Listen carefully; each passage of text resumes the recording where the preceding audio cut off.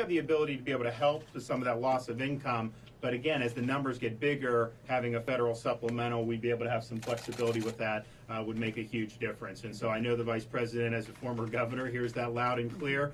So I want to again thank you for coming, and thanks for all the hard work that you guys are putting in on this. Thank you, Governor. Governor DeSantis, thank you so much for making time for this discussion about Florida's efforts at preparedness as we, as a nation, deal with the coronavirus. About a day and a half ago, the President asked me to lead the White House effort on coronavirus, and I can assure you that we're going to work very closely with Florida, with states across this country.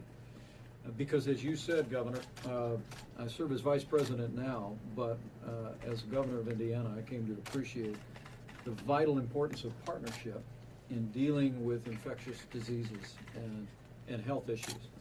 And being here today with you, having an opportunity not only to be with you and the Lieutenant Governor, but with your State Surgeon General, I trust is reflective of President Trump's commitment to work in strong partnership with state leaders and local leaders across this country. I'm also pleased to be joined by our Surgeon General, Jerome Adams, and by the Assistant Surgeon General, Stephen Redd. Admiral Redd actually serves as our principal liaison for state preparedness at the CDC in Atlanta, Georgia, and I'm grateful for your efforts here today. In the days that have passed this week, I've had the opportunity to speak with a number of governors around the country, beginning with governors that have been working with us, monitoring individuals at airports. At the present moment, as I learned yesterday at our White House Corona Task Force meeting, we've screened 47,000 people through airports around the country. In my conversations with the governor of New York, the governor of California, we expressed our gratitude to them and to other governors and states that have been participating in a great partnership in this effort. But Governor, I want to thank you. Florida is a destination not just for Americans, but for people around the world. And your efforts at preparedness here are to be commended. And I want to assure you, as we work with leaders in the Congress on a federal supplemental bill, we're going to make sure that not only does HHS, CDC, Homeland Security, and other agencies have the resources they need for whatever may come, we're going to make sure that states like Florida and your local health officials have the resources to be able to be prepared for any eventuality, and in the event that this virus spreads more broadly, that the states are able to be compensated for your efforts.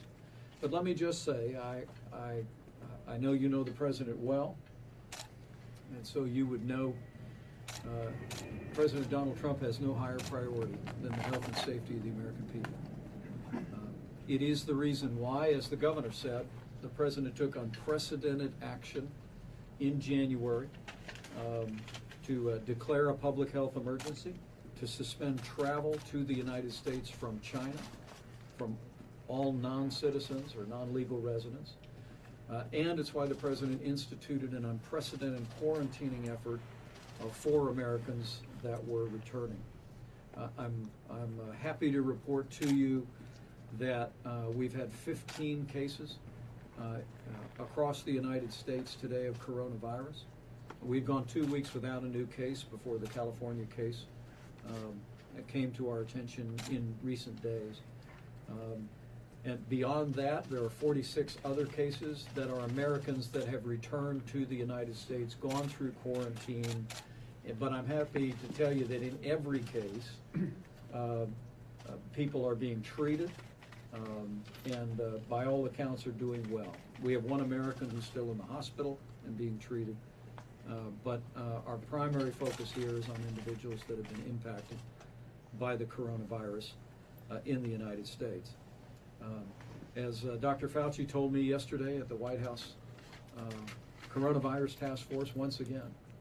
The truth is that we would be in a very different place if President Trump hadn't taken the unprecedented action of suspending travel from China.